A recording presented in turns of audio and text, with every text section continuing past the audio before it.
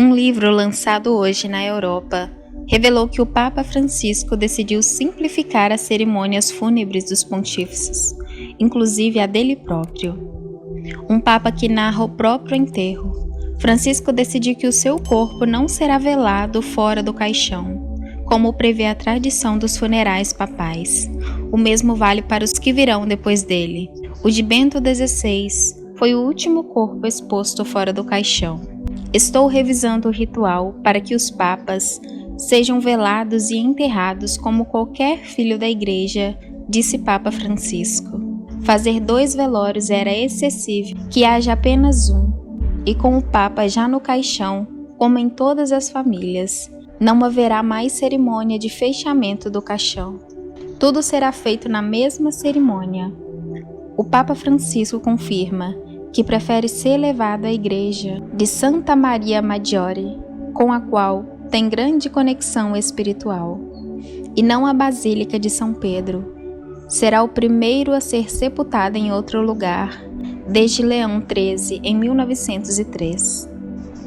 No livro El Sucessor, do jornalista espanhol Javier Martínez Brocal, lançado hoje na Espanha, Francisco revela que, apesar da união profunda entre ele e Bento XVI, a existência de 2 papas dividiu a igreja.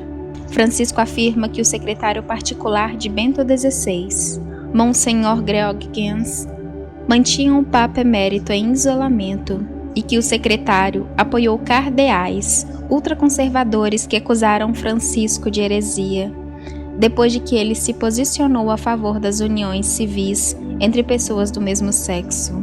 Bento XVI deu razão a Francisco. Logo depois da morte do Papa emérito, o seu secretário publicou o livro falando da convivência entre os 2 pontífices.